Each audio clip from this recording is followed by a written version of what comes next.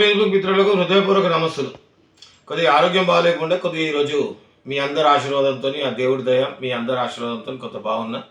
అందుగురించి వీడియో చూస్తున్నా. ఈరోజు అంట యాత్ర 2 అనే సినిమా రిలీజ్ అయిందంట కదా. ఎవడో తీసిందంట, ఎవడో చూస్తున్నారంట. ఏదో రాజశేఖర రెడ్డి గారిని దేవుడు అది అంటాడు. పాపం రాజశేఖర రెడ్డి సార్ పాపం కరెక్టే. బానిసలకు రాజశేఖర రెడ్డి దేవుడే కనిపిస్తాడు. రాజశేఖర రెడ్డి దేవుడు కనిపిస్తాడు, పెద్ద దేవుడు రాజారెడ్డి గారు మూల దేవుడు కనిపిస్తాడు, జగన్మోహన్ రెడ్డి దేవుడే కనిపిస్తాడు. వాళ్ళతో పాటు ఇంకా ఇంకా పక్కనున్న చెంచాగిరి చేసిన వాళ్ళంతా దేవుళ్ళే. సజ్జల రామకృష్ణారెడ్డి గారు, విజయసాయి రెడ్డి గారు అందరు దేవుళ్ళు కనిపిస్తారు. అయితే నేను ఇప్పుడు చాలా ముఖ్యమైన విషయం. నేను జర్నలిస్ట్ని, సీనియర్ జర్నలిస్ట్ని. కానీ నికార్స్ అయిన ఒక జర్నలిస్ట్గా ఒకటి అడుగుతున్నాను నేను. రాజశేఖర రెడ్డి గారు, నేను గారు అని అంట, ఎందుకంటే జగన్మోహన్ రెడ్డిని అయితే గాడు అంటాము, రాజశేఖర రెడ్డిని గారు అంట. కానీ ఒకటి చెప్తా. రాజశేఖర రెడ్డి 1989 నుంచి 1994 వరకు అసమ్మతి నాయకుడు.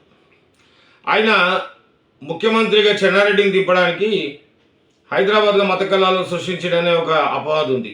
అది ఎంతవరకు నిజమో తెలిసిన విఘ్నులు మీరే చెప్పాలి. తర్వాత నెదురుమల్లి జనార్దన్ రెడ్డి దింపింది. తర్వాత ప్రధానమంత్రి హోదాలో పాణ్యమో కర్నూలు జిల్లాలో పివి నరసింహారావు వచ్చినప్పుడు విజయభాస్కర్ రెడ్డిని పివి నరసింహారావు మీద చెప్పులు వేయించింది రాజశేఖర రెడ్డి. మరి దేవుళ్ళు ఇట్లా చేస్తారో ఆ సినిమాలో చూపించడం లేదో తెలియదు. చూసిన ఎదవలు చెప్పాలి. వైఎస్ఆర్సీపీ నాయాలు చూసిన వాళ్ళు ఉంటారు కదా, వాళ్ళు చెప్పాలి. ముఖ్యంగా రాజశేఖర రెడ్డి చేయని రాజశేఖర రెడ్డి బయటికి కనిపించారు. క్రూరమైన మనస్తత్వం. నాకు నరం ఎప్పుడో కట్ అయిపోయింది, కోపం అనే నరం కట్ అయిందని చెప్పుకుంటాడు. కానీ ఏ నరం కట్టుకోవాలి, చేయాల్సినవన్నీ సాఫ్ట్గా చేస్తుంటాడు. అదే రాజారెడ్డి గారు అలవాటు. రాజశేఖర రెడ్డి గారికి వస్తే రాజారెడ్డి ఏమో కనిపించినట్టు చేసాడు, రాజశేఖర రెడ్డి కనిపించకుండా చేసాడు. ఈ రెండు కనిపించకుండా చేసేది ఎవరంటే జగ్గు దాదా జగన్మోహన్ రెడ్డి. సరే, జగన్మోహన్ రెడ్డి అవినీతి గురించి జగన్మోహన్ రెడ్డి ఈరోజు నీ దగ్గర ఈ సిబిఐ పట్టుకుని ఈడీ పట్టుకుని ఇన్ని కేసులు ఉన్నాయి కదా, ఇంత డబ్బు ఉంది కదా. నేను అడిగింది ఒకటి చెప్పు. 1989 నుంచి 94 వరకు మీ నాన్న మీరు పంజగుట్ట నుంచి జూబ్లీహిల్స్ వెళ్ళే దారిలో శ్రీబాగ్ అనే రైట్ సైడ్ ఒక శ్రీబాగ్ అనే ఇంట్లో ఉండేవాళ్ళు. ఆ ఇంట్లో ఉండేవాళ్ళప్పుడు తినడానికి కూడా తిండి లేదు మీ దగ్గర.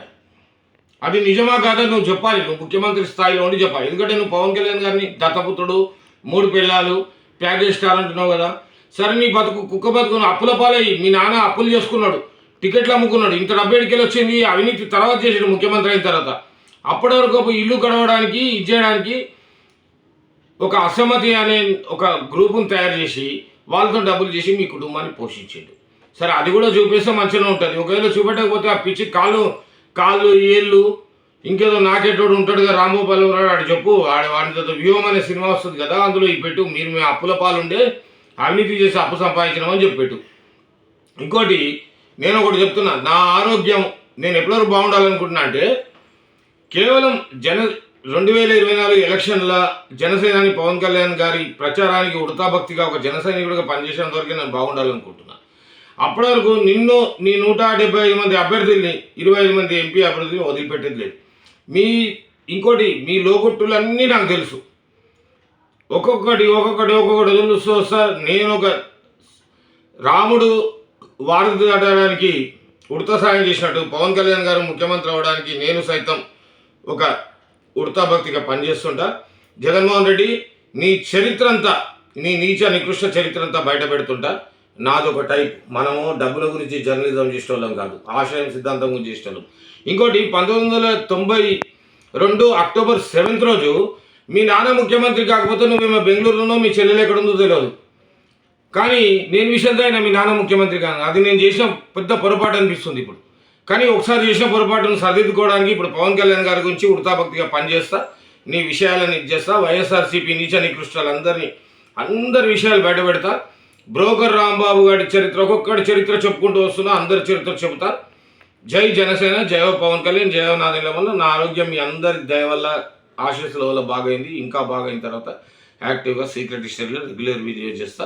దయచేసి సీక్రెట్ హిస్టరీ టీవీని సబ్స్క్రైబ్ చేయండి. నమస్కారం.